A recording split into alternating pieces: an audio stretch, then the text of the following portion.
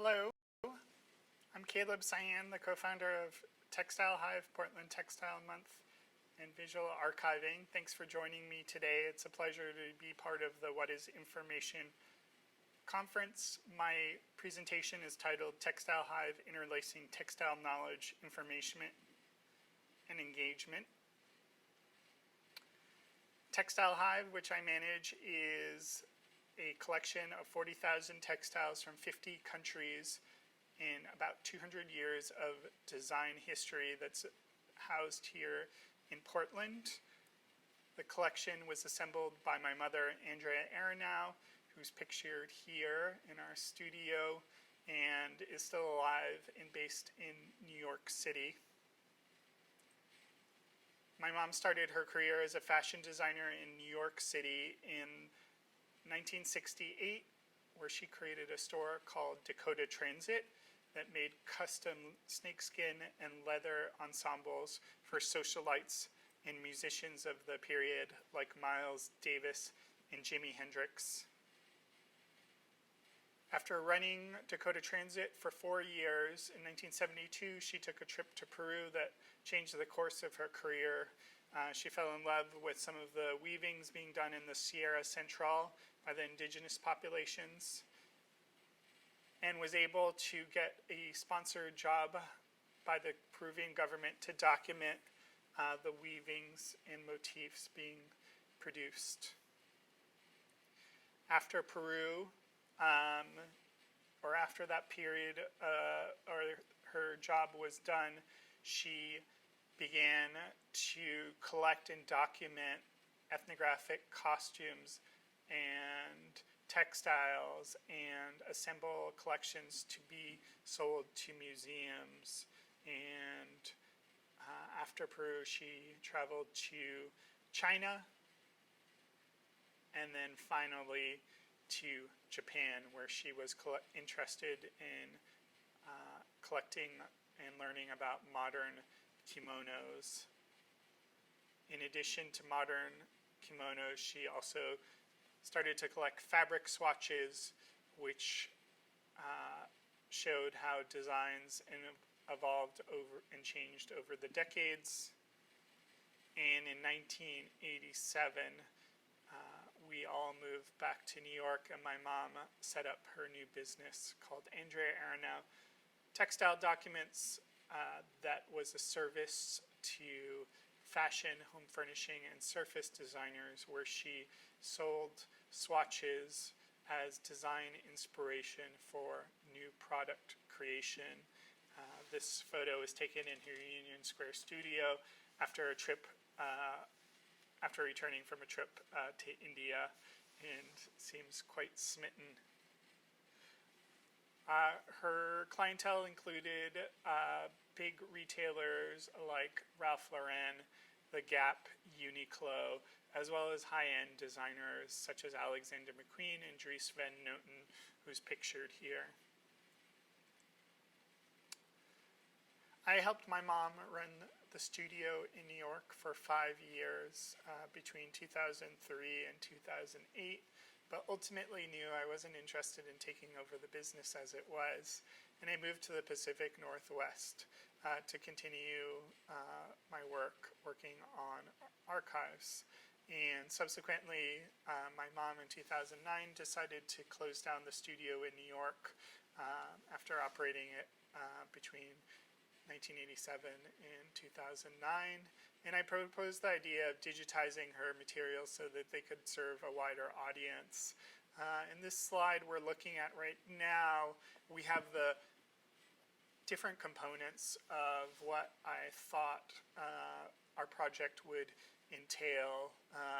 At this point, we had gone through about 26,000 objects, and we'd later add another 14,000. But I wanted to highlight the different components of a physical and digital collection. So in our case, we have the collector, the person who assembled the material, and all the contextual information that is contained within her. So we did several videos to try and capture not only knowledge of the techniques and the textiles, but also some of the stories of what she was doing when she collected certain parts. And below that, and next to it, we also have the physical collection, which is the primary source material. Here in Portland, the way we house the collection is the way it was housed in New York in terms of the groupings that my mom had assembled. And then below the physical material, we have the high-resolution digital images that we took, as well as the tags or search terms. In our case, we had two different sections of our taxonomy. The first that was visual, dealing with subjective information like the pattern, the layout, and the style. And then the second part of our taxonomy was dealing with objective information like the material, the technique, the country of origin and date of origin if we knew it. In total, we had over 2,300 terms split across 19 categories. And in addition to being able to search our collection textually, we also created within our prototype database a series of visualizations that allowed users to search by color, map, and also timeline. And the ultimate goal, which I failed to mention earlier, of the project was always to place our material. And as we were showing this prototype database, its purpose was to showcase how a fully digitized collection might be used and interacted with. And here in this example, our slide, we have a MOLA within the database, and you can see the color palette that's generated next to it, as well as the country of origin, and below it some other examples.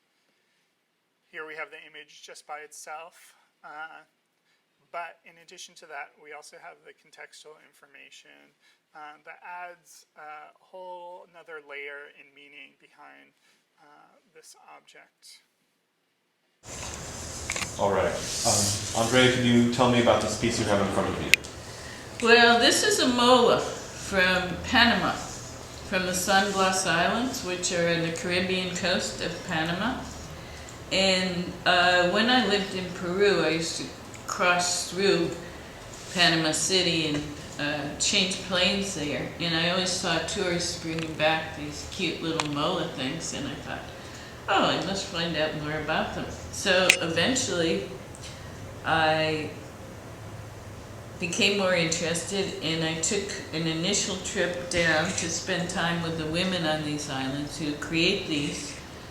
They've been doing it quite a few decades, close to 100 years, and they make two panels with this reverse applique for the front and back of a blouse, which they then construct according to their taste, with industrial printed textiles for the sleeve and for a bottom ruffle. And they're quite a big source of income for the women in the San Blas Islands, these Kuna women. And I also like spending time in the villages. It's quite traditional. They have a semi-autonomous state, which gives them the right to hold councils in the grand house of each village with the elders to have disputes settled by the elders. Wow. Rather than by the Panamanian state system.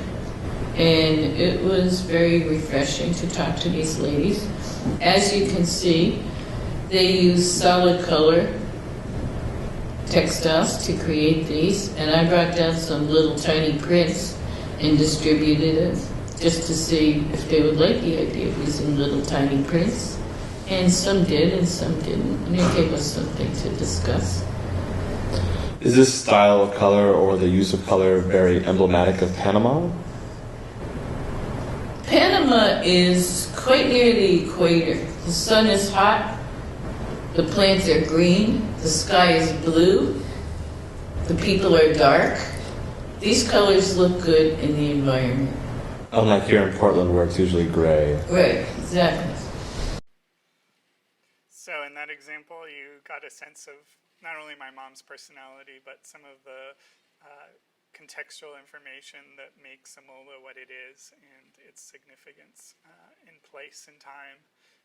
This slide here is of a Japanese artwork that was the original design of a kimono. And here is a video of my mom describing how she sees this object in design.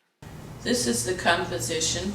These are the sides of the selvage. And this is an interesting print that was done, a painting that was made in about 1960 in Japan for kimono cloth. The composition is very dynamic. The colors are unusual. You would never confuse these colors with any other period of Japanese kimono design history. And also these little rosettes are built out with gesso, so they're three-dimensional and they look a bit like cloisonne, so it's another level. And then you have these areas that are stenciled here with the little dots in it, so that gives their textural background over this very heavy grid. It's quite an interesting piece. And finally, in this example, we have the characteristics of a textile that you wouldn't know by just looking at it and through its visual or its informational metadata. This is a Japanese rain cloth that is water resistant based on the properties of its fine silk and satin weave. And I think each object within our collection is a vessel of knowledge, and without the expertise or a person to show you or speak or tell the truth of the object, it is not reaching its full potential. And I'll play a short clip showing its properties here.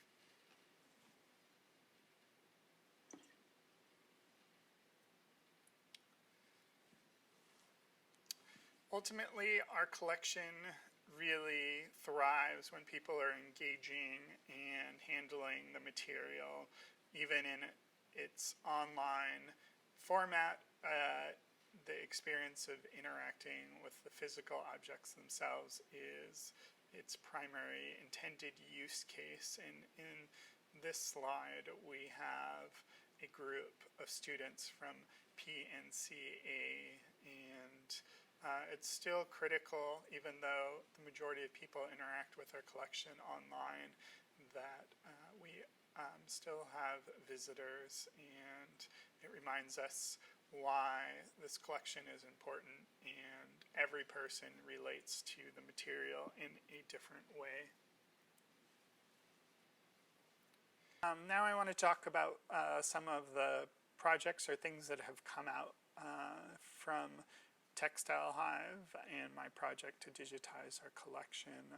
The first project that I'm going to talk about is Portland Textile Month, which we helped organize in 2018.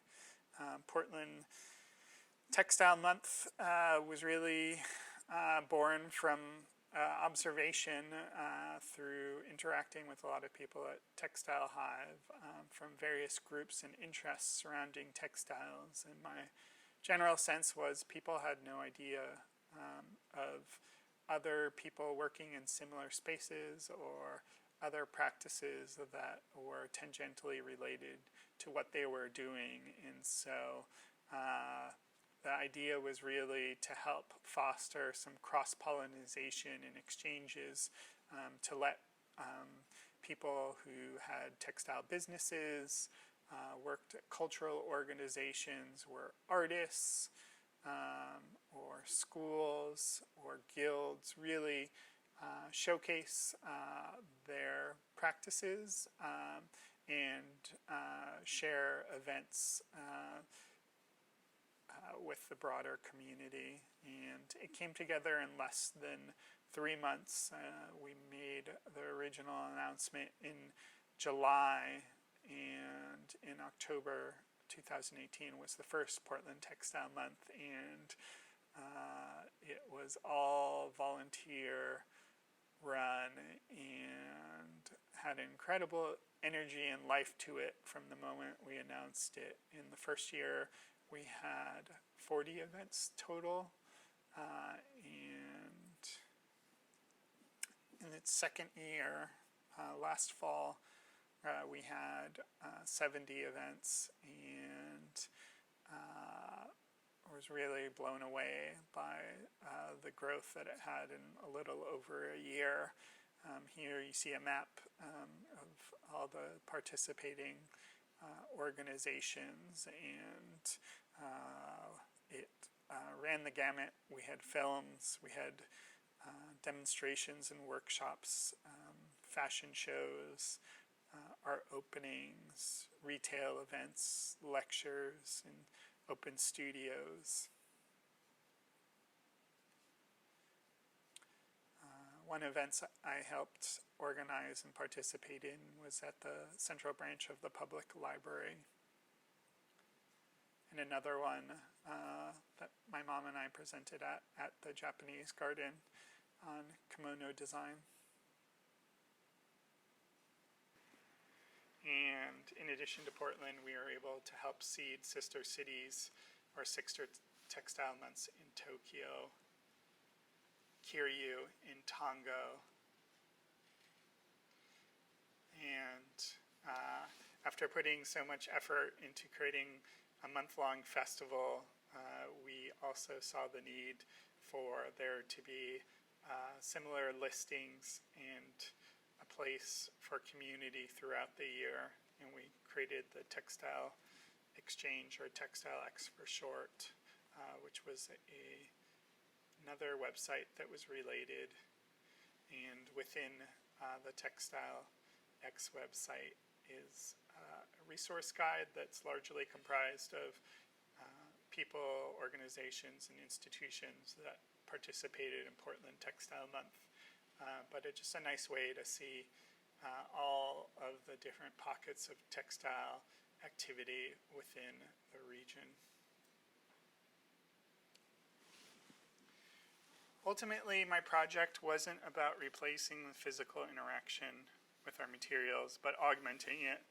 While being able to access and search our collection from anywhere makes it entirely unique, our system was always intended to be used in conjunction with the physical materials. It was supposed to be bi-directional, so that you could start with the physical object and then find out more information about it, or vice versa, and start on the computer and then handle the actual primary physical material.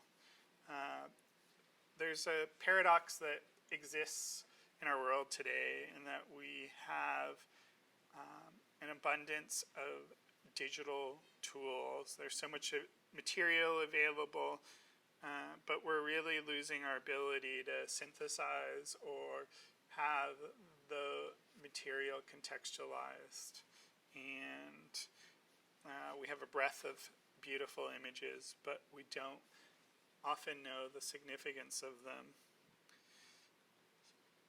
As illustrated within our collection, there's so much information embedded within our textiles, and it's critical that there's more experimentation in terms of ways to pull out and make this information accessible as a way to bridge the current gap between different generations. And this is critical to ensure that this information is preserved and passed on. I think that's everything that I wanted to share today. Thank you for listening, and you can contact my mother or myself at these emails, and have a great day.